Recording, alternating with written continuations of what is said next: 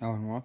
The organization of human life, its systems of communication and systems of control are extended more and more and more in just the same way, for example, that by assimilating the minerals out of the soil and the rays out of the sunlight, a plant like a fern grows and grows and grows and extends its form.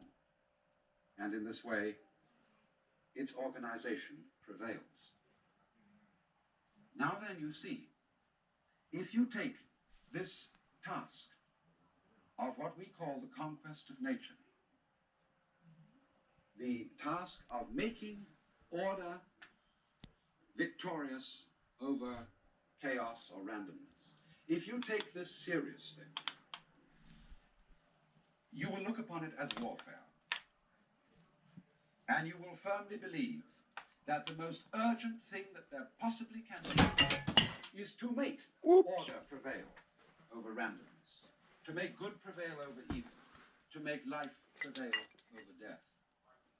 And we find that when we are in a contest of this kind, a serious warfare game of this kind, and we take it seriously, we are involved in it in a very deep and bitter sense. Now, the difference of Buddhism from science as a form of knowledge is that in Buddhism, it would be said that this view of things, this view of the task of life as making order triumph over disorder, leaves something out. You remember right at the beginning, I made some importance of a Sanskrit word which is fundamental in Buddhism, avidya. Avidya, which meant means non, vidya, knowing. Non-knowing or ignorance, or better, ignorance. Ignorance, in other words, leaving something out of account. And I want to use a familiar illustration to show in what way we ignore. You see here a figure which is apparently, as you look at it, two faces in profile about to kiss each other. Now, if we draw back a little from those two faces, we can see on the white area in between them the form of a cup.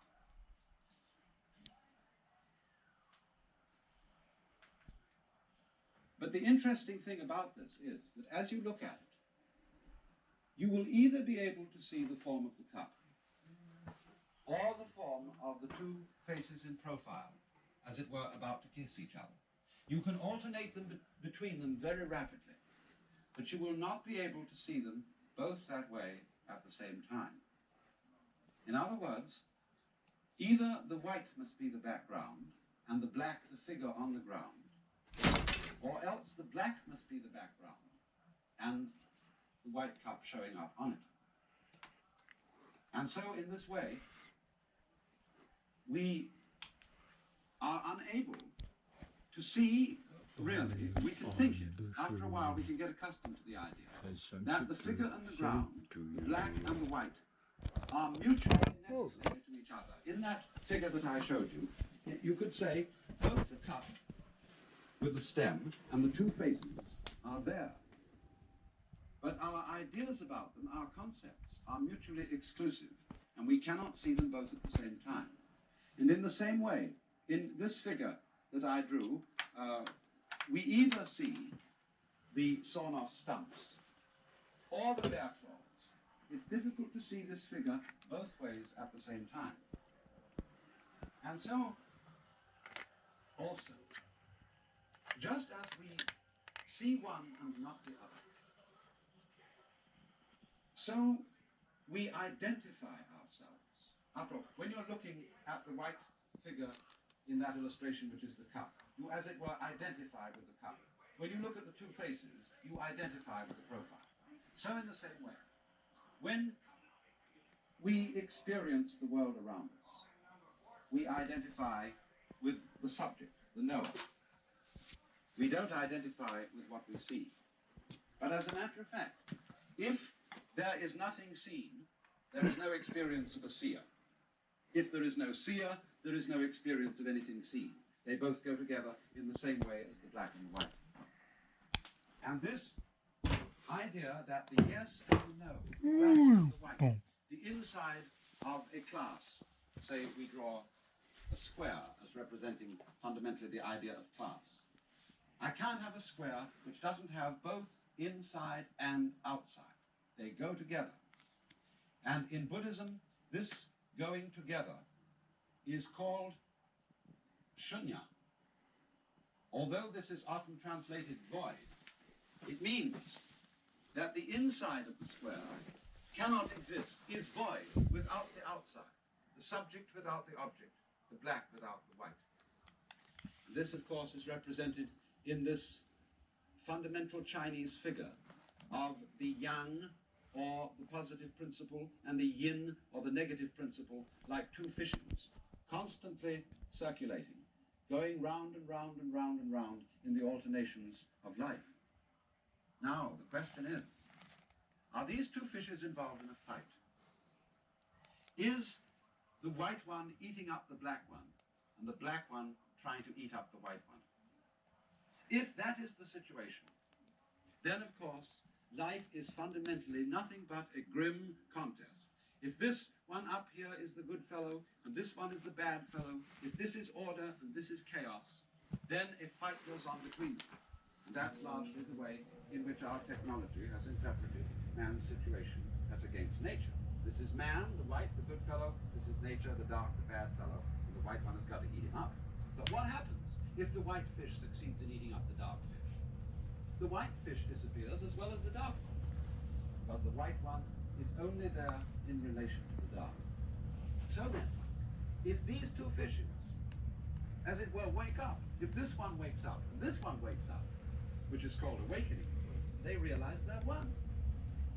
In other words, they go together. They're inseparable from each other. And this realization is that experience, which is called in Zen Satori, or in Buddhism, Bodhi, awakening.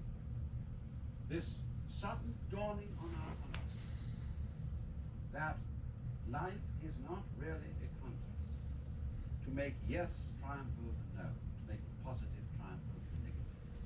The two sides go together. And then one sees, in this strange way, that underlying all that is negative in the world, all that is in a way painful and evil, there is a kind of necessity to it. It goes with the good. It is necessary for the good. Disorder is necessary for the manifestation of order, just as you must have, say, a black background to show up a light figure. And then when one sees that, a profound transformation takes place in one's attitude to the world. That is to say, instead of looking upon life as a contest, it becomes a dance, it becomes a game. One doesn't withdraw from it, one doesn't stop living, but one goes into the game so that these revolving fishes are no longer trying to eat each other, but they're just going around dancing, having the biggest fun in the world. The biggest fun? So then, must we... It's a lot to live up to, Allan. ...have fixed in our minds the idea that all the forms and patterns of nature are simply methods of attack or defense, that they are devices for camouflage, that they are simply lures for sexual attraction or other utilitarian purposes? Or can we see in them a dance, a joyous cosmology?